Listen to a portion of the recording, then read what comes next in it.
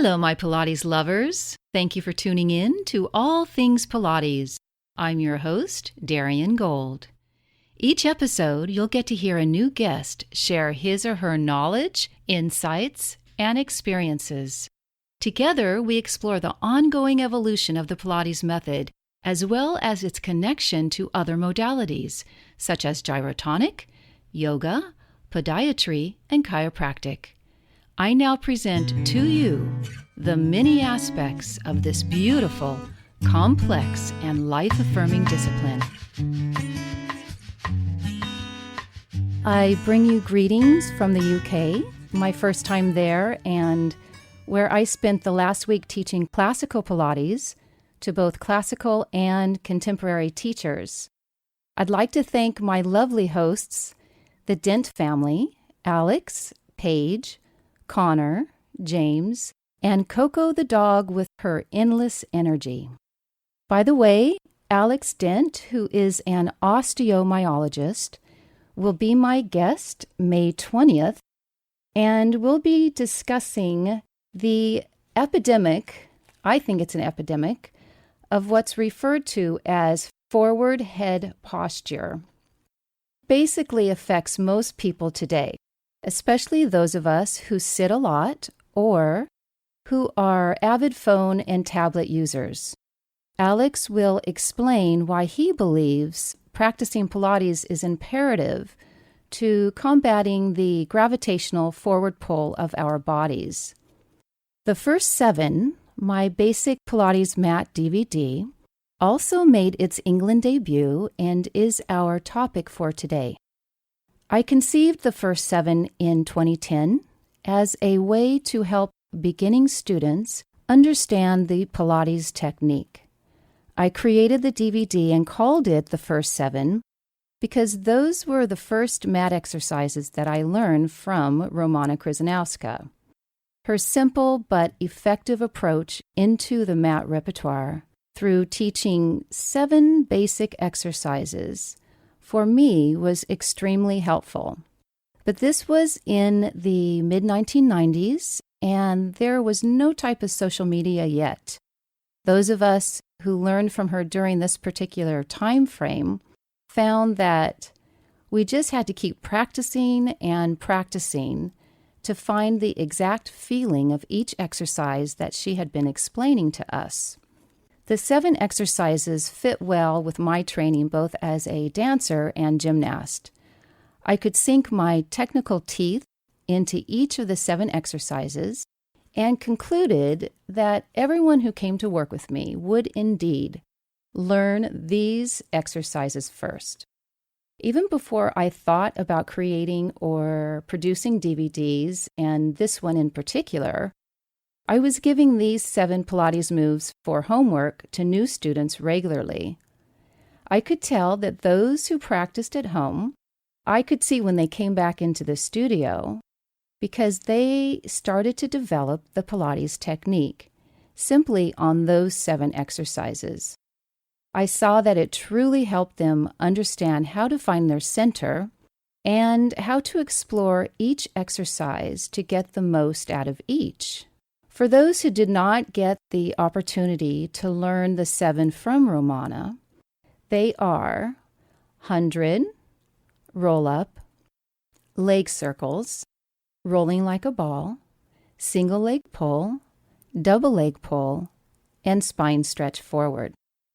So let's take each of the 7 exercises, and I'll talk you through some of the variations, and we'll see what resonates with you and what doesn't. I mean, it's different approaches based on different abilities.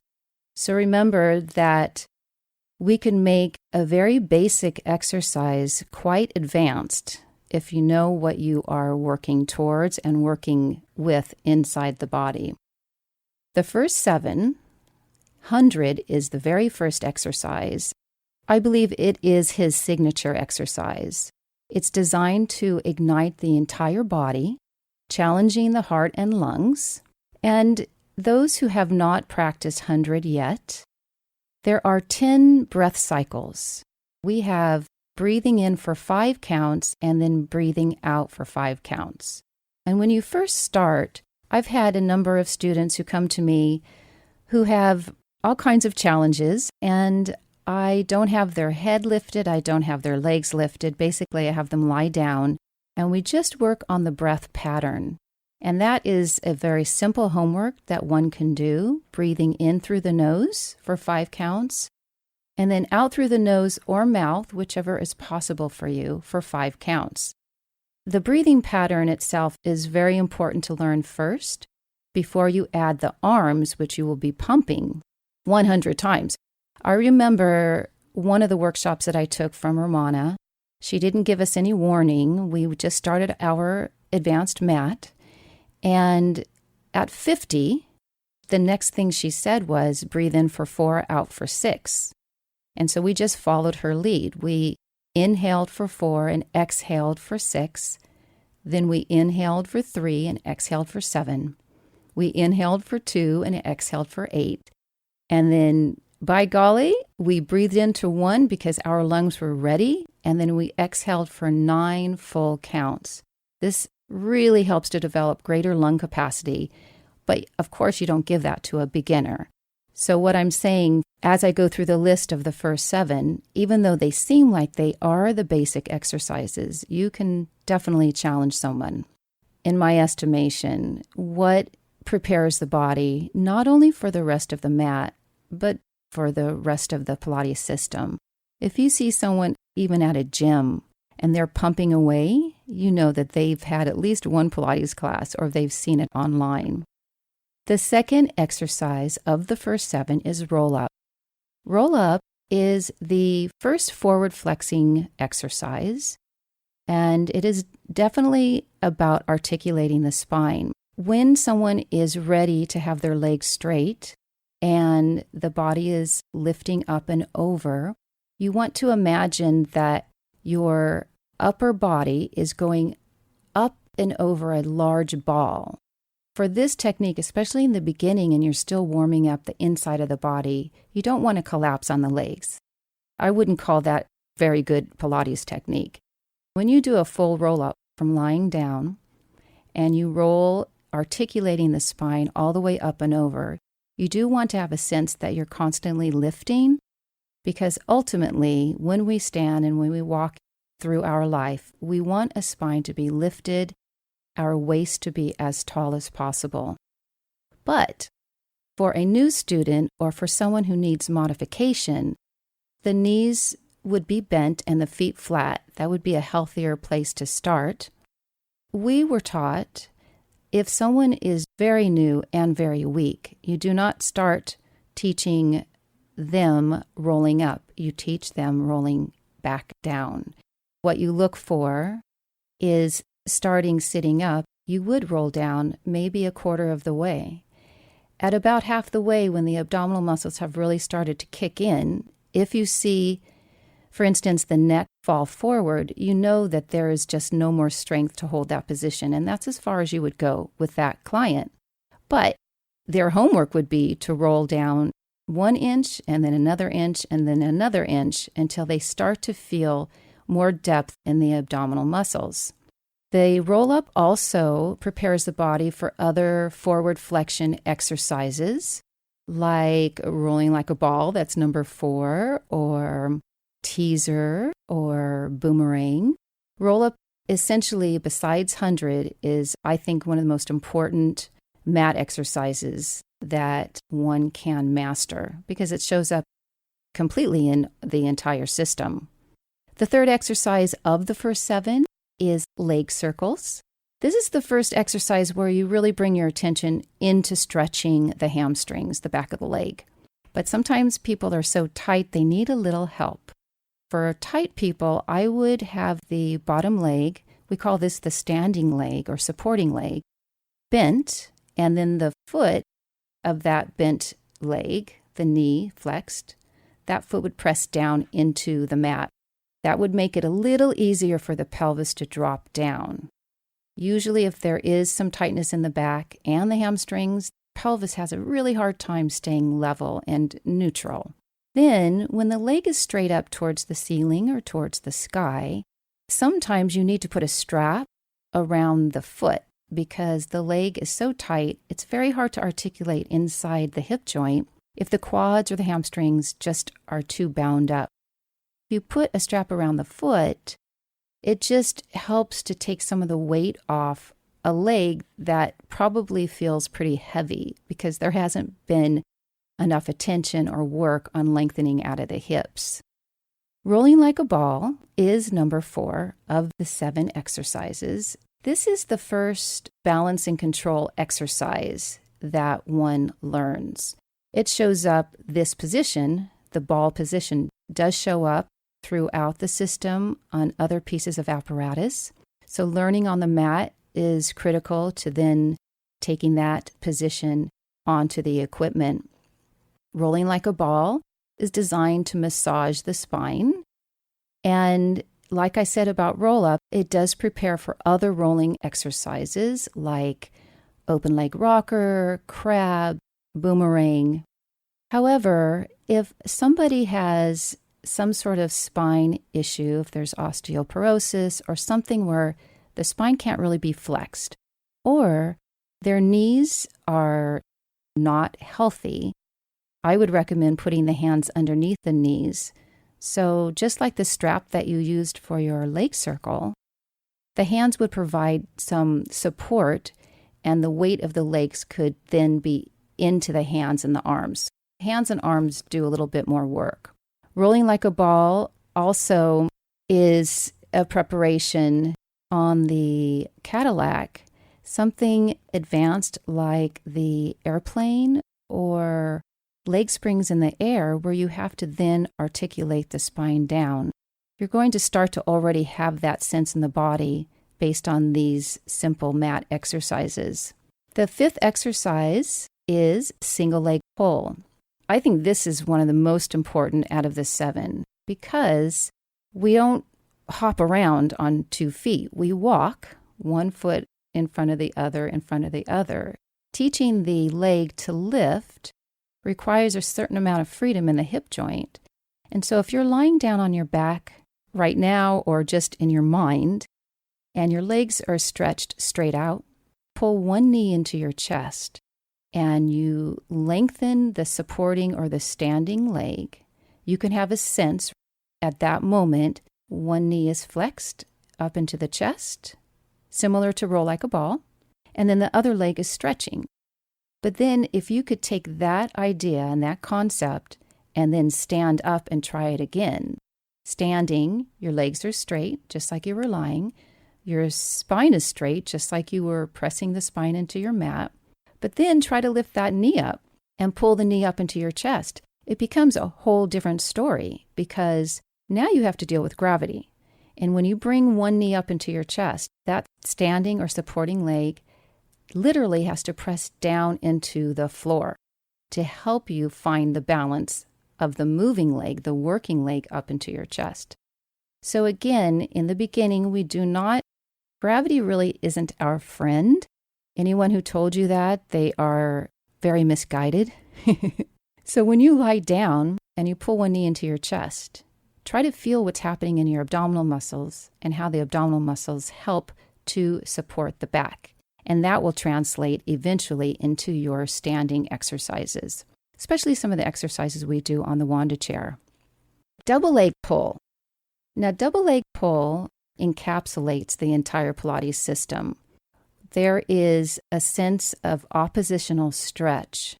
We find this opposing stretch, both directions, a two-way stretch, an action to a counteraction.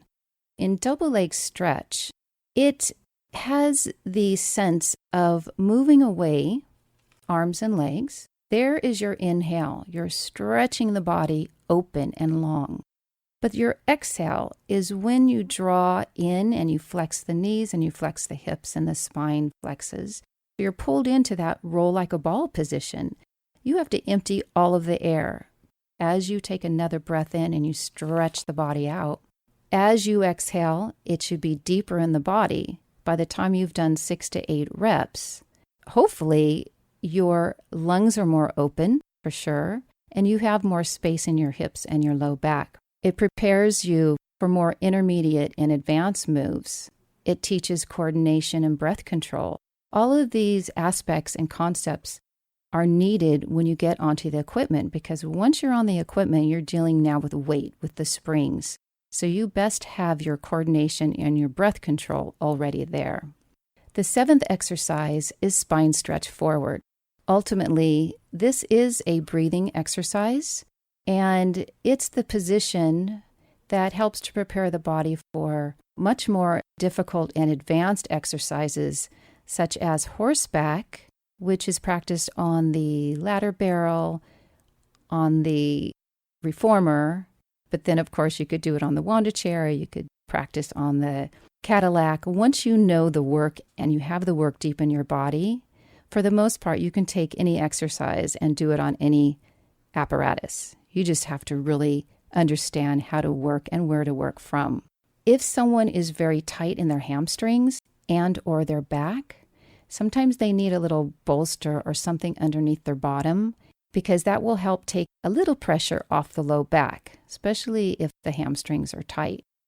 When people come to me who are new, I like to teach this exercise at the wall, because the wall is the most fabulous place to gain an understanding of feedback when we talk about feedback.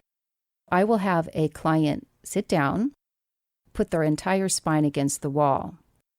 The feet are separated, so they're outside of the shoulder line. And this would be the position for spine stretch forward, horseback, push through on the Cadillac. So you want to keep acclimating your body to this position. But if you don't ever stand against the wall or sit against the wall, you may not even know that you're not standing straight. I have someone first check in and press their spine into the wall and feel what's happening. Usually there's a forward motion because the chest is tight and they can't pull those shoulders back. There's a lot of challenges that happen with new people who are tight, or even not new people who are tight. Sitting at the wall with the legs separated, sitting up as tall as you can, and then taking a breath in, and notice when you breathe, do you feel like your rib cage sort of presses into the wall more? We're trying to find more width in the breath. And when we exhale, we are moving forward. We are taking the spine forward like roll up. You have this sense of rolling down, but up and over a gigantic ball, so you aren't collapsing on the legs. It's a little different story when you are pressed up against the wall.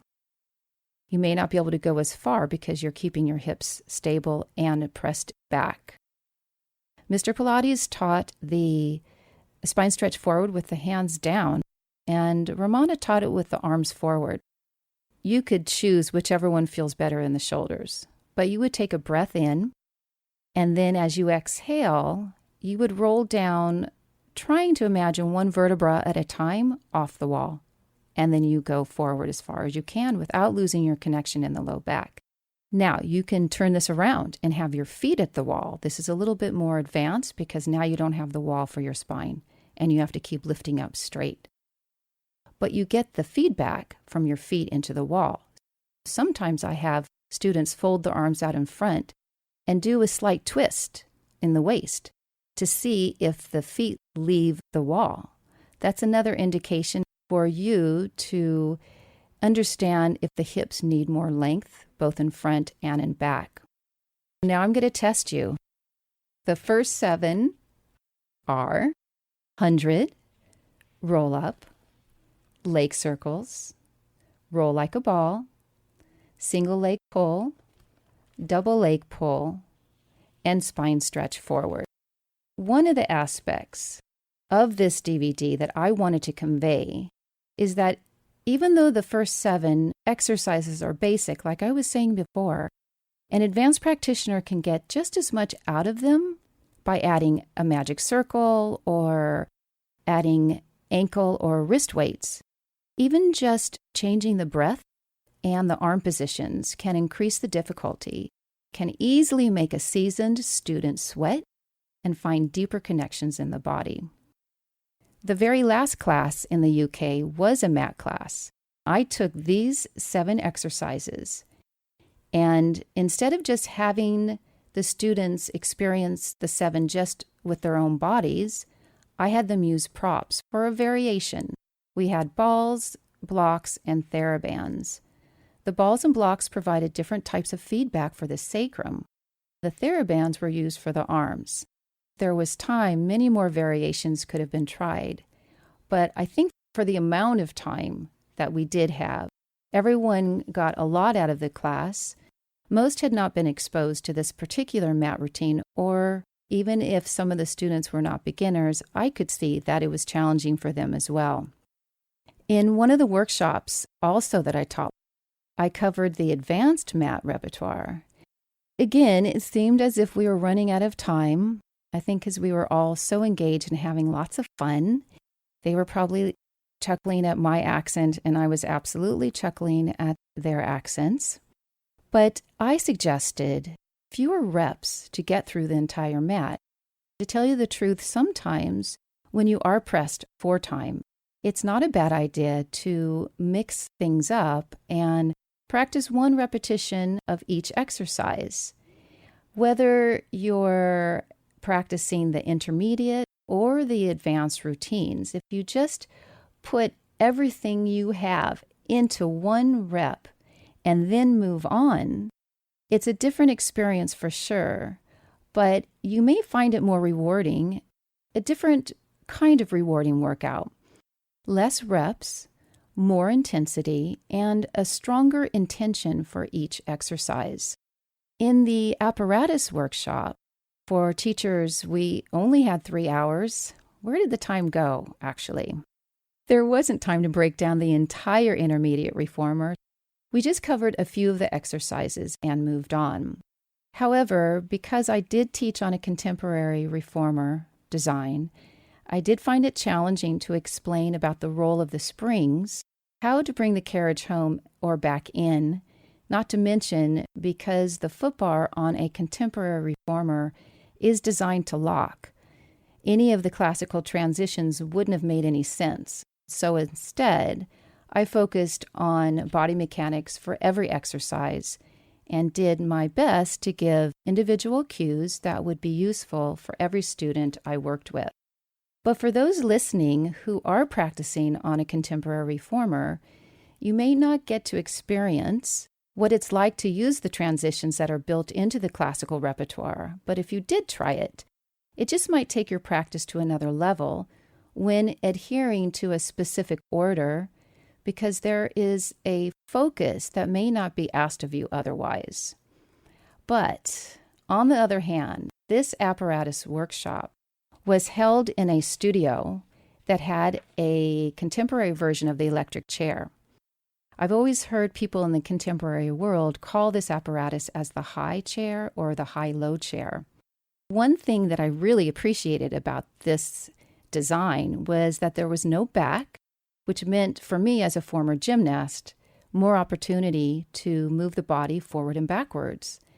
Being in the moment with a student that had gymnastics background, I simply took 2 individual exercises that are practiced separately and was able to combine them to make one exercise. She had no trouble practicing it. It made sense to me and got me thinking about what it might be like to have a studio or a center where both classical and contemporary apparatus was there, the best of each. Wouldn't that be something? Perhaps then everyone would be happy and more exploration could be there for students to experience different approaches all under one roof. I took away a few things from my first trip to England. I found the English to be very warm and welcoming. They all were extremely polite and reserved in a nice way. It felt very grown up and mature. Not only did I not hear one F-bomb, I don't think I heard one swear word at all. All of my students were there to work and learn, and it was a pleasure to teach them.